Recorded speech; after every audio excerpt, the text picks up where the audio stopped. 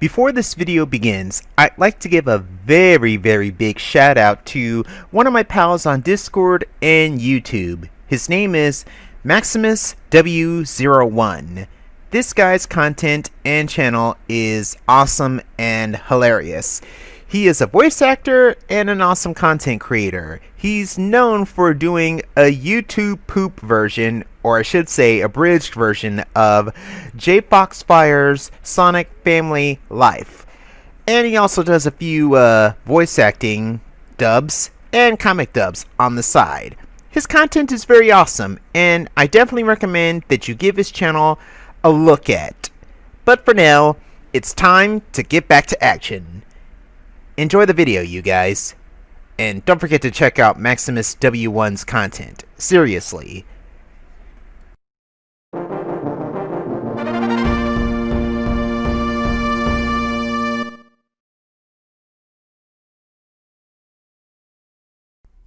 Okay, I think we're all set. Hello everybody! It is I, LeoHightower. I'm back up on YouTube again, this time with a new React video.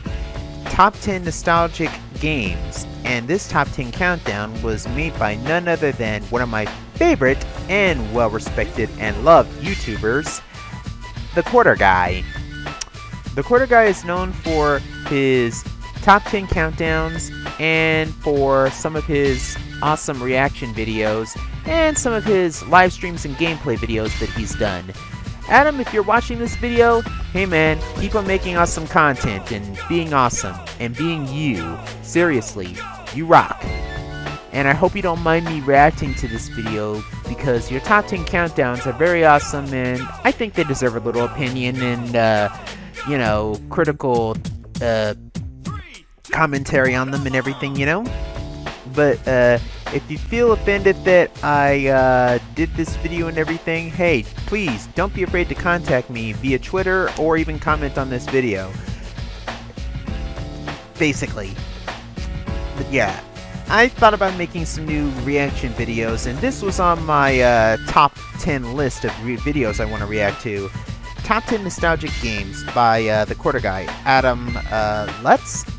And considering top 10 games that are nostalgic or even to this day bring back that amazing feeling of playing games back then in the old days, really brings back some beloved memories of when I played games back then in the old days, from when we played an actual old school Atari to the Nintendo, to Super Nintendo, PlayStation, PlayStation 2, Sega Genesis, even Sega Dreamcast.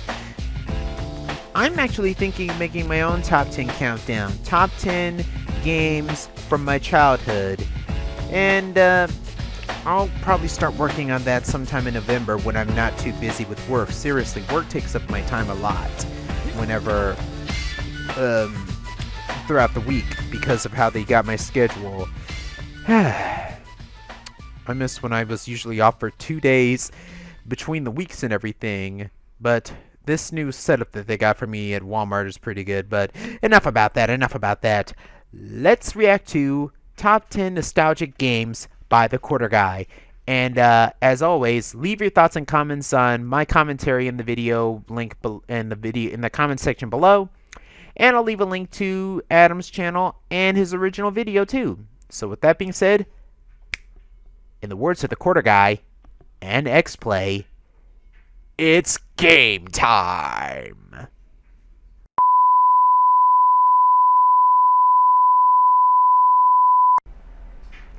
Alright, before we begin though, get into the mood with my glasses. Alright, let's begin.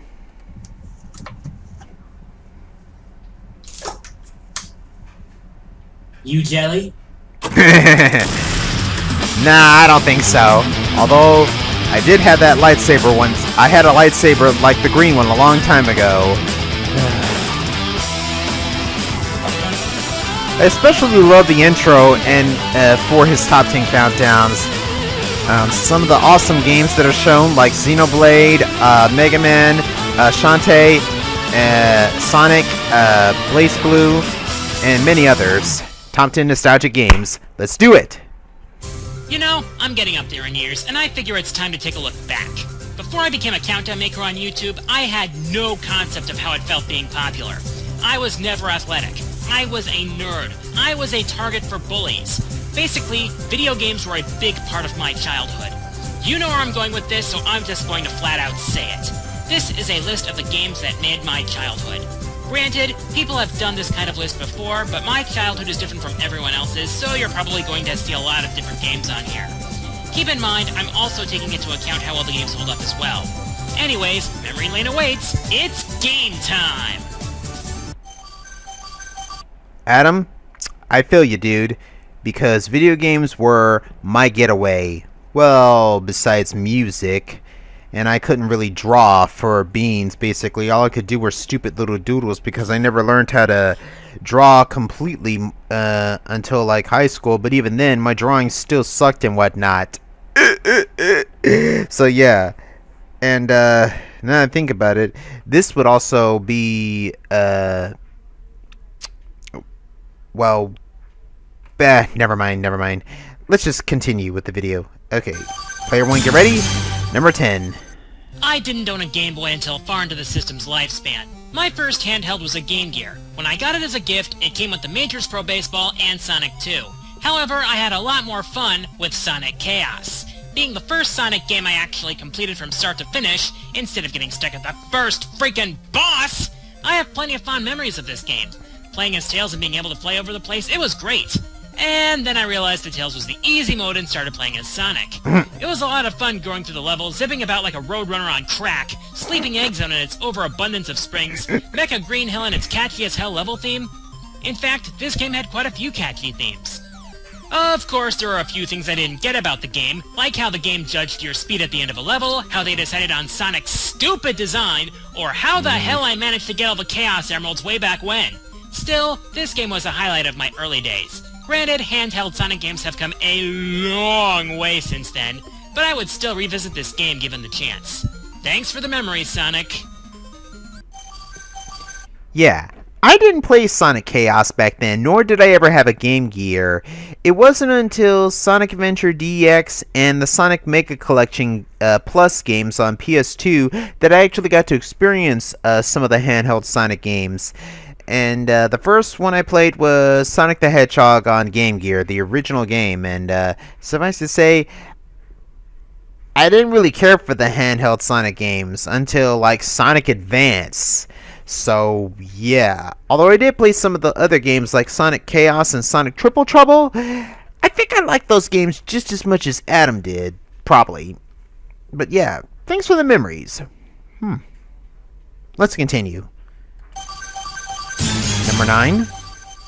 Much like the handheld situation, my first console was not a Nintendo system. It was an Atari 2600, and while my memory is still foggy on this, Combat may well be the first game I ever played. Let me put things in perspective for you. This is a Wii U gamepad. This is an Atari 2600 joystick. See how simple things were back then? At its core, combat is as basic as multiplayer games get. Just your tank and your opponent's tank, moving around the arena trying to blast each other to Kingdom Come, with ricocheting ammo that probably inspired Revolver Ocelot from Metal Gear Solid. Of course, there were more than just vanilla tanks. There were also biplanes, double biplanes, big planes versus 3 planes, and even jets. If you wanted, you could even make your tanks invisible. Yeah, because ninja tanks are totally a thing. This game was packed in with every 2600 back in the day, so if you had a 2600, chances are you had this game as well. Of course, being multiplayer only, that meant you either needed friends to play with, or family, like I did. After all, the family that plays together stays together. Yeah, this was a gem from my early days. What? Yeah, I know I'm old. I never played Combat, and to me, yeah, I can agree with Adam too. Dang. My first actual, I guess, game console from way back in the day was an Atari 2600 too, if memory serves right, because I was really young back then. But it wasn't until the Nintendo that I really got into gaming as a whole for the most part. And we had a whole bunch of games for the Atari 2600. like Pac-Man Jr., Pac-Man, Spider Hunter, or whatever it was called. Even Donkey Kong and Donkey Kong Jr. Good golly. I don't even think we have the old Atari system anymore. Or even for that matter, the games. I wonder though. Oh boy. Huh. But, oh well. Thanks for the memories, Atari, you know? Dang. It's really been so long since then. Amazing how things start out so simple back then, and then you move on to bigger and better things. Let's continue. Number 8. Street Fighter II, the game that popularized the fighting genre and set the groundwork for many, many fighting games to come. However, most of my memories lie with Super Street Fighter II. Oh yeah. It was part of Capcom's tactics of releasing upgraded versions of existing games, but considering this was before the days of digital distribution and DLC, I'll let this instance pass. My sister and I used to play this game with a couple of neighbors a lot back when I was living in Green Bay. We had a blast playing the team battle and tournament modes, not to mention the old classic versus modes. I like the option between straight-up match play and elimination-style matches. Time challenges were fun too. There was just that simple pleasure of beating the crap out of the computer as fast as possible. Of course, we can't forget the iconic characters. My favorites were always Chun-Li and Cammy, though I did give all the characters a shot. Of course, back then I couldn't pull off Zangief's 360-degree command grabs and was therefore unable to crush opponents' skulls like spitterweight between thighs, but I prefer more mobile characters anyway. Yeah, Wreck-It Ralph this game reference? hasn't aged so well, but for the time you couldn't do better. Of course, in this day and age, Capcom's marketing tactics don't fly with gamers. Seriously, Capcom, do we need another Street Fighter 4? Yeah. I too can relate to this because I played Street Fighter 2 a lot back then with my siblings, my brother, and of course my sisters. My sisters more than anything else. And yeah, I was still young back then. I had a nonsense ideal or perspective of games. I just preferred watching my sisters or my brother play them back then. But when it came to Street Fighter 2, it was on. And yeah, I didn't really understand how to pull off the more advanced moves like the Hadouken and Shoryuken pretty good, but I had fun, especially when it came to Street Fighter 2. My favorites were, of course, Chun-Li, Cammy, Ken, and Ryu, because they were the OGs. And, of course, the music. Oh, the music. Street Fighter 2. It definitely made my childhood so good. Next to the lines of the SNES version of Mortal Kombat. And yet, that was one game I beat so much that it just got repetitive to me. Thank goodness for the later version of Mortal Kombat 2, where you could pull off blood, where it had blood and fatalities, you know? But yeah, back then, did we really need another version of Street Fighter 4? Seriously, Capcom's marketing was so repetitive. Anyway, let's continue on. Number 7. I've brought up Final Fantasy a few times in my countdowns, but believe it or not, the first Final Fantasy game I played was 10. And that was in college. The first RPG I ever played was actually Breath of Fire. This was what got me interested in the genre, and for good reason. Gameplay consisted of your standard turn-based random encounters and boss battles, and the story was pretty much a standard RPG story as well. However, I really liked the game's characters.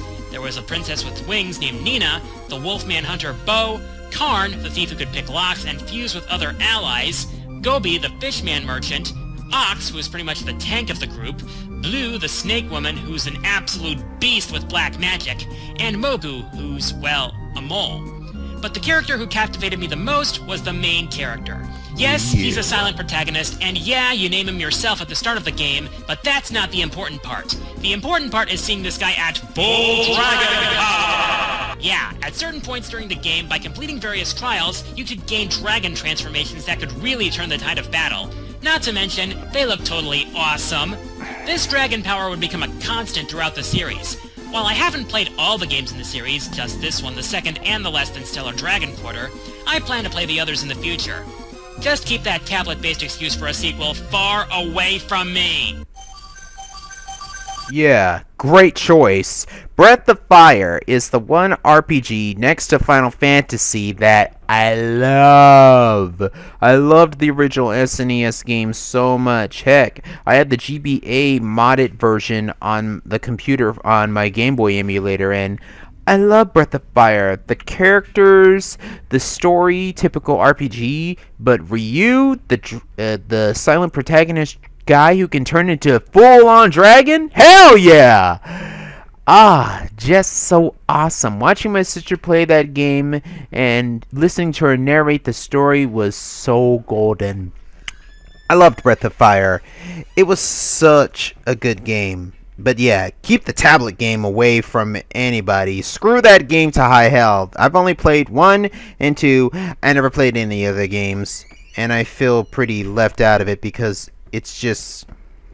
I never did play any of the other games besides 1 and 2. I wonder if my sister has played any of the games. I should ask her that one day. Moving on. Number 6. Back in the days of elementary school, my family went on a cruise. Many fond memories of that, I tell you. There was an arcade on the cruise ship that had several games I hadn't seen before. One game in particular caught my eye. A Neo Geo game called Samurai Shodown. This game is old-school sword combat at its finest. You know, before Soul Calibur pretty much stole the spotlight. The moment I saw this game in action, I knew I wanted me some of that. The action of the game was bloody and fast-paced, relying more on powerful and quick strikes than stringing together ridiculously long combos. The game even slowed down slightly after a particularly powerful blow. Not only that, but the game had many touches true to the era in which the game was set.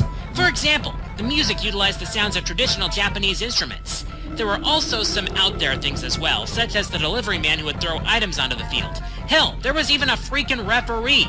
Of course, what really drew me in was the cast of characters. Oh yeah. You know, for a game called Samurai Shodown, there were certainly a lot more than just samurai in the cast. My personal favorite was the hawk-wielding shrine maiden Nakoruru. I don't know, I was always drawn to the ladies for some odd reason. Regardless, this was one of those games that made me a fan of SNK, and I'd later be introduced to more of its series such as the King of Fighters. Now, I don't know about you, but I'd say it's about time Samurai Shodown got a proper return. Nope! Rot for eternity in the pits of hell! Screw that game! I only got to experience Samurai Shodown back then on the Super Nintendo, and I had fun with that game. I wish we still had it to this day back then, you know? But for what it was, I liked it. I never really fully got into it, but I know I got into later games like Fatal Fury and the King of Fighters series. Yeah. And I think Samurai Shodown did a pretty good job of coming back, especially during these past few years, especially because now Soul Calibur has Homura from the game from Samurai Shodown in the game, and that is awesome. Seriously, it's about time we got more samurai influenced characters in the game. Awesome. Anyway, moving on. Number 5. My mom was nowhere near as into video games as I am, but there were a few games we played together. And the most fun I had with her was playing Tetris Attack. Oh. What, you thought I was all about action and adventure? Nope! Give me a good puzzle game and I'll be working my brain all day, son! It's a Japanese puzzle game, and you mix it with some Yoshi characters, and bam! It's Tetris Attack. This game is simple and addictive fun. Shifting around panels to rack up combos and chains like no tomorrow, there's nothing like it. Yeah, the versus com mode had some silly story attached to it, but hey, that's not what matters here, right? I also enjoyed the various other modes. You got your standard endless and time attack modes, but there were also line clear, where you had to clear panels above a certain line, and puzzle mode, where you had to clear all the panels within a certain number of moves. Some of my best memories include being able to rack up chains of over 15, and the fact that Mom always hated when I picked Poochie. Nowadays, you can enjoy this game in plenty of other forms, from Pokemon Puzzle League on the N64 and its 3D gimmick, to the DS Planet Puzzle League complete with touch controls and Wi-Fi play. But my best memories are always with the Super Nintendo original. Well, maybe not original. The original had fairies in it and inspired one of the most annoying items in Smash Brothers. Yeah, that follower comes from a puzzle game. The more you know.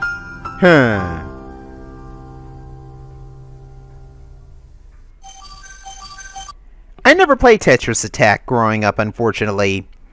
It's another one of those games I missed out on. My mom was more into Pac-Man and a few other nostalgic games, like the Namco games back then. I wonder if back then if she could have played this game, other games with me, like Tetris or Columns, if I brought it to her attention, or even Mario Party. But I guess she's more old school than I am. But yeah, although I've watched user Edelbean play Tetris Attack, and she can speedrun that game, aim like Sonic whenever he puts on his high-top shoes, and that's saying a lot. Edelbean, you rock. I've never seen anyone play or speedrun a game like you have. Keep up the awesome work, and keep being you, and kick-ass and kawaii. Let's continue. Number 4. My dad was never that much into video games either. However, like my mom, I did enjoy playing with him on occasion when I was young. And no game better represents my bond with him than Castlevania 3 Dracula's Curse. Of the NES Castlevania trilogy, this game was definitely the best of the bunch. But it was also the hardest. Despite being the third game in the series, this was actually a prequel starring not Simon Belmont, but Trevor Belmont. There were 3 other characters who could help you as well. Grant Dynasty, who became a wisecracking badass in Judgment, Sypha Belnades, whom I will never forgive Deke for mangling in Captain N, and the Dampier Alucard, who became as iconic as the Belmont clan themselves, and whose name I didn't realize until I was an adult was Dracula spelled backwards. One thing I enjoyed about Castlevania 3 is how the level design is a step up from the original. Since the first 2/3 of the game is your approach to Dracula's castle, you have a lot more diversity in the types of levels presented. Aside from the standard Castlevania fare, such as the clock tower and the freaking Medusa heads that come with it, you have levels like the forest, a marsh, and even a sunken ship. The soundtrack in this game still brings back fond memories. The opening level theme in particular is one of my favorite themes in the series. Of course, this game had as much frustrating moments for Dad and me. Some of those bosses were incredibly tough. Even the help me code that gives you 10 lives didn't get me that far. I needed a password to get to the final level, where I promptly got my ass handed to me. It took me over 15 years before I finally beat Dracula. It probably wouldn't have taken so long if it wasn't so hard! Oh yeah. Come on, this is bullshit! Let me stop right there. I didn't play Castlevania 3 until the 2000s when I got my first emulator thanks to my sister back then. And back then when it came to me and my dad, I didn't know my dad much. I never grew up with him. So yeah. But I think Castlevania 3 is pretty good, but man is it hard. Just like Adam said. Damn, that game is hard. Maybe when I do my top 10 countdown, I'll talk a little bit about the games that my dad played back then, and yeah. Moving on, number 3. 4 words. Crazy Duck in Space. That's right, it's DuckTales! For all the licensed space games that suck, there have been plenty of good ones, but renting DuckTales gave me one of the most enjoyable experiences that a game based on a cartoon has ever given me. The gameplay was simple, yeah, but this was the NES we were talking about. And to be honest, I wish more games today had gameplay that focused on that one elusive ingredient we call fun. I absolutely loved every minute of Scrooge McDuck's globe-spanning treasure hunt from the moment I first rented this game. One thing I always loved about Scrooge in this game is his pimped-out cane. Seriously, where else can you use a cane as a golf club and a pogo stick? I loved how the levels took advantage of these mechanics. Also, the levels themselves still bring back fond memories. Whether it was trekking through the Amazon, navigating those mirrors in Transylvania, or getting stuck in the Himalayan snowdrifts, there was always a lot of fun. My favorite level, bar none, however, was the moon. Do I really need to explain why? The theme alone should be enough to justify it. Speaking of the soundtrack, it was one of the most memorable in the entire NES library, even rivaling the Mega Man games. Oh yeah. I said it. That is an accomplishment in and of itself. My one not-so-fond memory of the game was the finale. Yeah. They made you go through Transylvania again. Sorry, but to me, that's just a cop-out. Yeah. Thankfully, the new remastered added a new level in Mount Vesuvius and has all the old themes unlockable as well, so there's that. Yeah. Playing NES DuckTales was another highlight of my childhood that I just loved so much. And beating it back then was just beautiful. I loved it. And I don't think I need to explain it any more than the quarter guy Adam did. And the remastered game, mwah, a masterpiece. A masterpiece all on its own. And the fact that they got the original voice actors and some other voice actors to reprise their roles and do the roles of certain characters from the cartoon was beautiful and golden. Even Alan Young, the original voice actor for Scrooge McDuck, reprised his role, and I just thought that was beautiful. And the fact that the original music could be unlocked just made it even more. And yeah, my favorite stage was, of course, the moon, too. Besides the Amazon or the Himalayas. And yeah, DuckTales, woohoo! Such fond memories. Continuing. Number 2. Given that my loyalties lie mainly with Nintendo, you'd expect a Mario game to be on here somewhere. Question is, which one? I could have gone with Mario 3, but no. There is another. Will, you and I must be kindred spirits, because I absolutely love Yes! This game. I love this game. I first got this game when I got a Super Nintendo for Christmas, once again back in the days of elementary school, and I fell in love with it almost instantly. From the moment I picked up the controller and entered that first level, I was hooked. Super Mario World drew me in with its colorful and cheery presentation and its gameplay that kept my hands on the controller for a good long time. Oh, I love this game. There were a few things I especially remember fondly about Mario World. First was the introduction of one of my favorite power-ups ever, the Cape Feather. Grabbing this thing was always a thrill, except when it made the given level a breeze. In most cases, if you had enough room to take flight, you could maintain it all the way to the goalpost. The second was the introduction of Mario's new buddy Yoshi. I always had a smile on my face whenever I found this guy. Not only was he adorable, but he was also so useful. It always made me feel bad when I had to sacrifice him to reach an exit. I'm so heartless. This game. Also, I loved how expansive and full of secrets this game was. Screw what H said about the original. This was a game that encouraged exploration. With 96 different exits and lots of hidden levels, including the ever-so-challenging Special World, this game kept me busy for a long time. Oh, I love this game. At the end of the day, I don't need HD graphics, sweeping stories, or epic soundtracks to enjoy a game. All I need is for the game to be fun, and damn was this game fun. I'll fully admit that I enjoy the new Super Mario Bros. Games, but they don't hold the same value that this game did. You're the man, Mario, so just keep doing what you do best. Oh, I love this game. Yeah. I really love this game. Yes.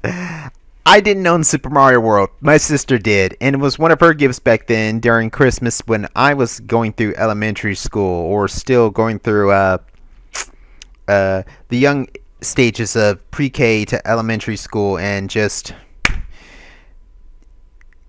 I think Adam pretty much summed up exactly what I was thinking. And that one guy, I love that game.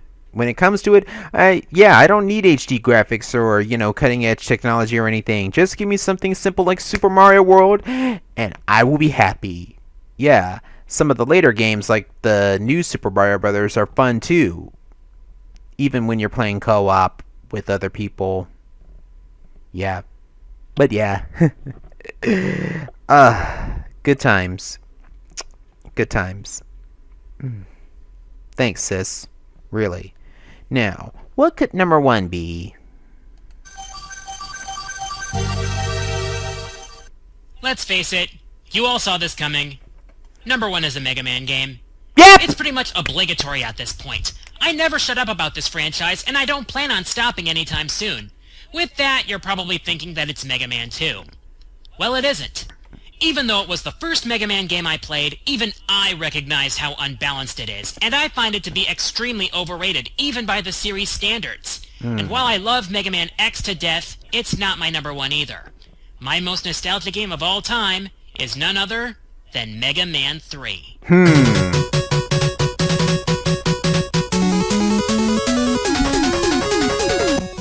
Adam, we must be kindred spirits, dude. Seriously. But screw it, commence with rambling.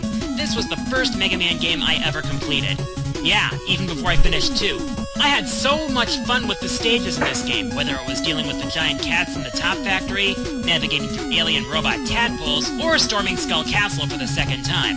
Of course, I also have to mention the Robot Masters. I felt they were more creative than in 2. like Sparkplug here, Magnet Man, and of course, Shadow Man and his dope ninja skills. Oh, Heck, yeah. the Robot Masters from 2 make encore appearances in the Doc Robot stages. Another thing I loved about this game was the addition of 2 major gameplay elements. The first was Mega Man's slide move. From this game up through Mega Man and Base, Mega Man could slide to avoid enemy fire and fit through narrow spaces. This made stages far more fun for me, and also made boss fights more fun for me as well. The second element is Mega Man's sidekick, Rush. With his various forms allowing Mega Man to traverse the stages, Rush was a welcome addition to the series. Another character was introduced as well. Proto Man. A mysterious robot who was first called Breakman. It wasn't until the end of the game that I was shocked to learn that his true identity was that of Mega Man's brother, Proto Man. Oh yeah. He had an air of mystery about him. His tendency to show up out of nowhere, his mysterious whistle that still brings back memories, and the fights with him that were definitely intense for 9-year-old me. The last thing I have to say about Mega Man 3 was its incredibly memorable soundtrack. Oh yeah. This game's soundtrack is one of the best in the series. I remember nearly every song in the game by heart, and I still get feels from hearing Proto Man's theme. But the memory that cements Mega Man 3 at the #1 spot is how I felt when I finally defeated Wily. I was on top of the world. This game was not easy for a kid like me at the time, and overcoming all those obstacles, defeating all those challenges, was something that I will always remember. All in all, there's very little I can say against Mega Man 3.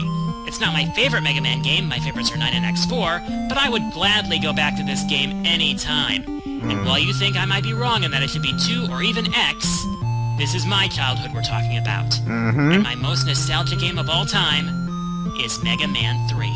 I'm the quarter guy, and goddamn do I feel old now!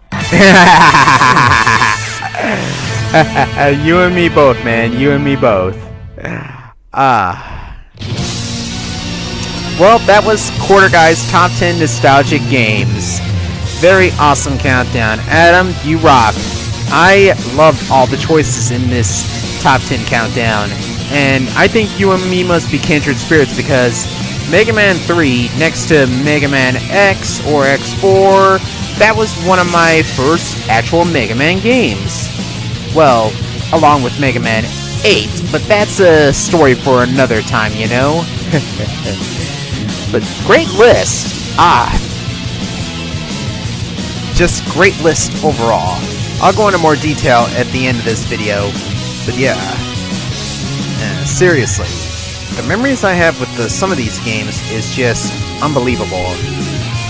Oh, I love this music right here. You will know our names, Xenoblade Chronicles. This is a song that gets you pumped up to take out the enemy.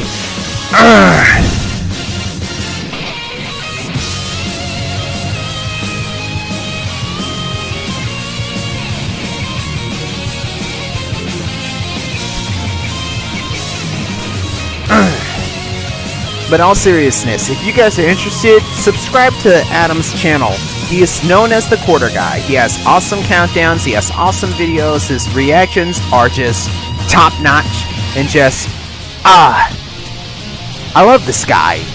I love this guy. He's one of my favorites next to Some Call Me Johnny. Seriously.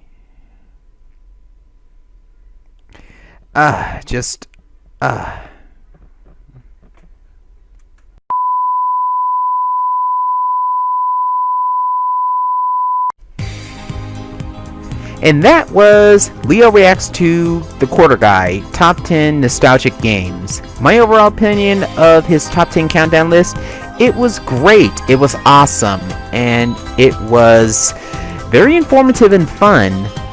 QG always makes awesome Top 10 countdown videos, and this one was very, very good to look at. I can agree with this opinion on a bunch of these games, including Mega Man 3 at the very end, although I don't remember all the music right at the top of my head when it came to Mega Man 3. But one thing I do know is if I ever feel nostalgic, I can always boot up Mega Man Anniversary Collection and play it if I ever want to. Although I'd probably stay away from the version on the Mega Man 7 version on the Anniversary Collection, because the Anniversary Collection does not have the Cool Mode 7 ending. It just has a blank wall of text, which was really stupid.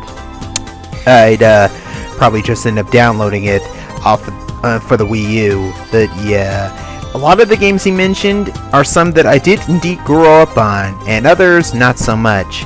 For me, I was always a late bloomer when it came to mini games. I played a couple of the games because, like my pal Mike Maverick, I am an ace gamer, and some I missed out on or didn't pay attention to because at that time I was so focused on school and everything like that, or other things. But overall, this top 10 countdown was very awesome. I might react to more of his videos if I ever get a chance. Hopefully he doesn't mind. If you guys are interested, subscribe to the Quarter Guy's YouTube channel and follow him on Twitter because his content is awesome. Much like a certain YouTuber, but whose name is Some Call Me Johnny. So yeah. Anyway, that does it for this reaction video, you guys. I hope you guys have enjoyed it. If you liked what you saw, leave a like, leave a comment, and most importantly, subscribe to my channel for more. And don't forget to click that little bell icon to be notified of whenever I upload a video. Seriously. For now, this is gonna do it for me. I'm LeoHightower, and I hope to see you guys in the next video. Until then, take care. And if you decide to go outside, make sure to wash your hands periodically, wear a mask, and, stay safe out there. Just like me. Until then, peace out.